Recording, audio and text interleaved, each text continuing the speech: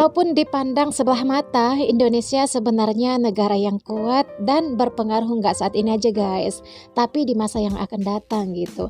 Nggak heran kan kalau Presiden kita Prabowo Subianto mendapatkan penghormatan besar saat berkunjung ke Cina. Banyak pemimpin dunia yang hadir termasuk dari negara ASEAN.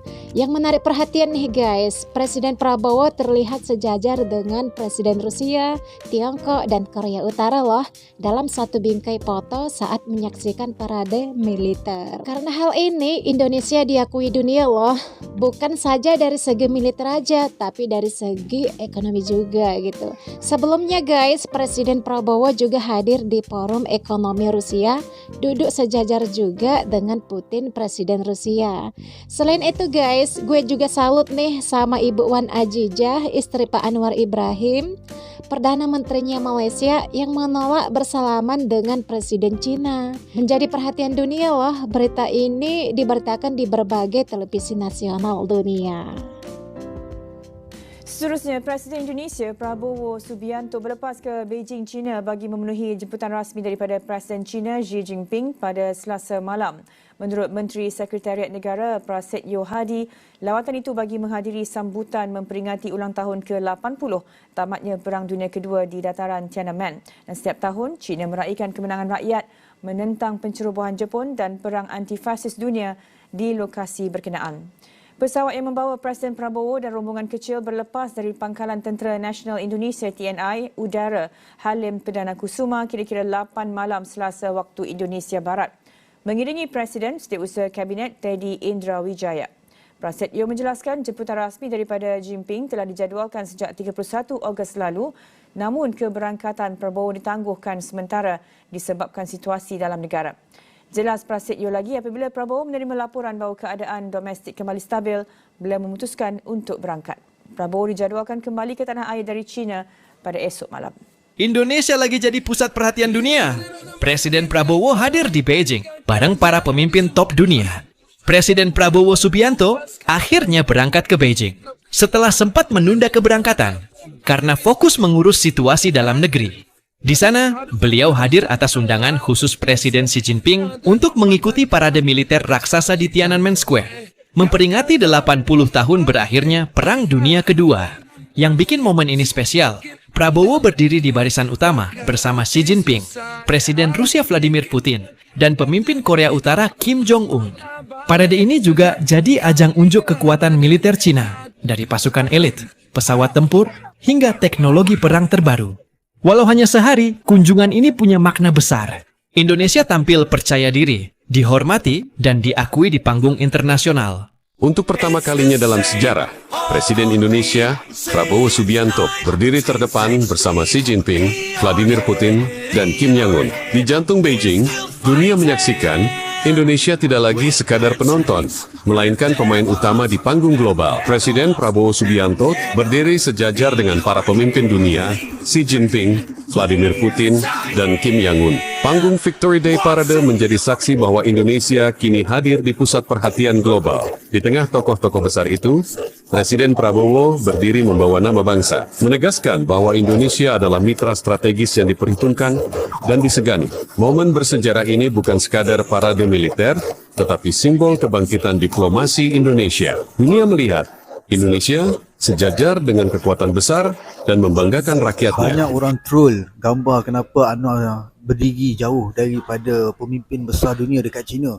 Dan juga di Indonesia, mereka bersoalkan kenapa akhbar Jepun crop gambar Prabowo dalam liputan berita mereka. Benda ni normal tahu tak? Tapi kenapa korang ni nampak macam bergelabah sangat? Sebab korang anggap macam Malaysia dengan Indonesia ni negara besar kuasa dunia, macam negara yang penting sangat. Tak weh, jangan perasan. Pada pandangan negara Jepun, Rusia, China ni semua, Malaysia, Indonesia ni sama je macam negara-negara lain. Tak ada beza pun. Tapi kalau korang anggap macam Anwar Prabowo ni istimewa luar biasa hanya disebabkan bila kedua-dua pemimpin negara ni datang ke Jepun, China, Rusia ni dan dilayan istimewa, itu normal lah. Macam itulah cara sambutan pemimpin-pemimpin daripada negara asing. Dan diorang pun buat benda yang sama pada pemimpin daripada negara Afrika. Jadi kita ni rakyat Malaysia dan Indonesia ni jangan perasan lah macam kita ni masuk dalam golongan negara-negara kuasa besar dunia. Baiki dululah aset ketenteraan kamu. Ciptalah apa-apa alat teknologi senjata walaupun satu je untuk mendapatkan perhatian dunia. Baru boleh join geng-geng tu. Keluarlah daripada industri kamu. Kita ni hanya negara biasa saja. Tindakan Dr. Wan Azizah Wan Ismail yang mengelak berjabat tangan dengan Presiden China Xi Jinping mencuri perhatian ramai.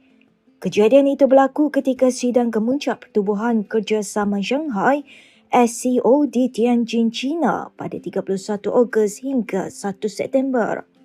Menerusi video tular isteri kepada Perdana Menteri Anwar Ibrahim itu juga dilihat menundukkan badan sebagai tanda hormat selepas menolak untuk bersalaman dengan Xi Jinping.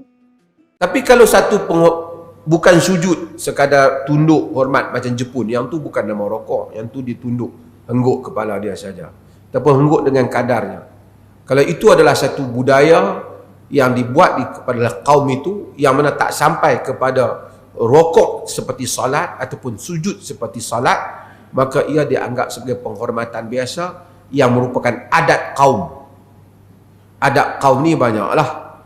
Orang kadang-kadang kita angguk tentera, adat dia tabik, polis dia tabik, jumpa raja dia angkat dua tangan. Ini semua ialah adat ataupun uruf kaum.